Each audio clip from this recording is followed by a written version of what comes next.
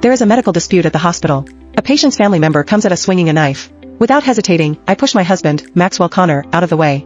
But then, he grabs my hand and pulls me in front of his beloved junior, Karina Burton. The knife plunges straight into my abdomen, killing the baby I had just conceived. As my horrified colleagues cry and rush me toward the ICU, Maxwell violently pulls me off the gurney. He barks, "Save Karina first. If anything happens to her, I'll fire every last one of you." The doctors are stunned and furious. "Maxwell, have you lost your mind? Karina only suffered a minor injury. Your wife is the one in critical condition." Clutching my bleeding abdomen, I nod slowly. "It's fine. Just forget it. Maxwell, I owe you nothing after this." My compromise was met with nothing but Maxwell Conner's cold mockery. "Natalie Shepard, stop playing the victim. You know perfectly well whether your injuries are serious or not." As soon as he said that, he grabbed me by the collar and flung me to the floor. He completely ignored that the knife was still lodged in my abdomen. Feeling the wound tear further, I cried out in pain. Warm blood poured down, soaking through my clothes and taking away the tiny life inside me. Meanwhile, he gently picked up his junior, Karina Burton, and placed her on the hospital bed. "Don't be scared, Karina. I'm here. You're going to be okay." There was only a shallow cut on her arm, yet she was sobbing as if her heart was breaking. "Max, it hurts so bad. What if I can't hold a scalpel anymore because a nerve might be damaged?" Maxwell's face twisted with heartbreak. "You silly girl. If that ever happens, I'll take care of you. I swear, I'll make whoever hurt you pay." The deputy director, Jake Pratt, stood nearby. He frowned and said, "Dr. Conner, Mrs. Conner is still carrying your child. The stab wound is quite deep. If we don't save her now, you might lose both her and the baby." Maxwell cast a disgusted glance at me. "She's just faking it. She must have stuffed cotton and blood bags under her clothes. She's been scheming with that attacker to put on a show to deceive me. How could I possibly fall for it?" The doctors around us stared in shock. None of them could believe those words came from the mouth of a hospital director, the man who had been my husband for 7 years. Maxwell sneered and kicked me in the stomach twice. "Natalie, you're quite cunning, aren't you? You even bribed the doctors in my hospital. Women from the impoverished countryside are indeed ruthless. You'd stoop this low just to win my affection. I never should have listened to Grandma and married you." Hearing this, I instinctively looked toward Karina on the hospital bed. Sure enough, I caught the smug glint in her eyes. Earlier, when the attacker had lunged at us with the knife, she whispered, "Natalie, do you dare to make a bet? Max only cares about me. Even if you die in front of him, he won't waver." Maxwell clearly believed every word she said. Jake couldn't take it anymore and tried to speak up for me again. I shook my head, cutting him off. "Never mind. Save her." Clutching my intensely throbbing stomach, I wanted to stand up and leave. The moment I put weight on my legs, the pain forced me to my knees again.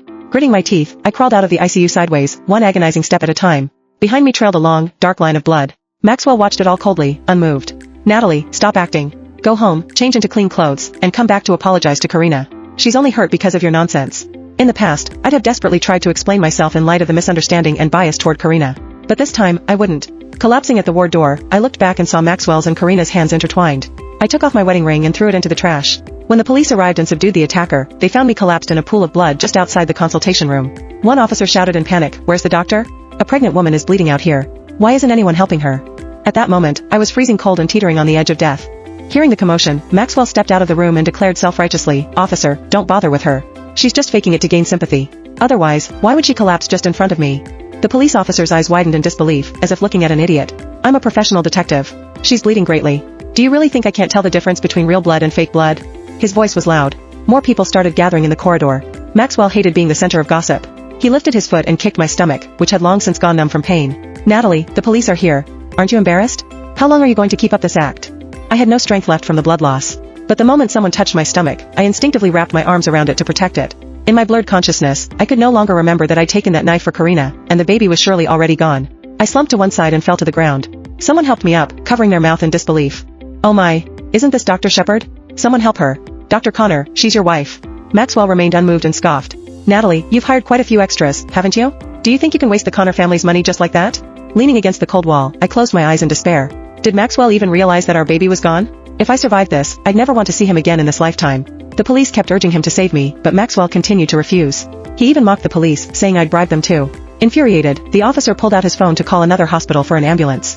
Just then, Karina walked out. "Natalie, you're wasting medical resources and police manpower. Aren't you even a little ashamed? Just get up. I won't hold you responsible anymore." Maxwell's gaze softened with affection. "Karina, you're still too kind. You don't need to reason with someone like her." Then his face darkened as he barked an order, "Security, drag this troublemaker to the storage room. No one opens that door without my permission." The officer was shocked. "You can't do that. That's illegal detention." Maxwell didn't care. "She's my wife. How is it detention? She's gotten too out of hand. It's time she learned a lesson." At his command, 2 security guards came over and roughly yanked me up. The pain from the gaping wound made me scream. That was when Molly Kent, my best friend, rushed in after getting the police call. The moment she saw the knife stuck in my abdomen, tears instantly streamed down her face. "Maxwell, are you out of your damn mind? You're just going to watch her die? Are you trying to kill her?" Molly was also a doctor and worked at a different hospital. After quickly assessing my condition, she immediately signaled others to lift me onto a gurney. As I finally let out a sigh of relief, Maxwell blocked our path again. "You're not taking her anywhere. She hasn't even apologized to Karina for hurting her." Molly glanced at Karina, whose cheeks were rosy and looked completely unharmed. She immediately lost her temper. The two started shouting at each other.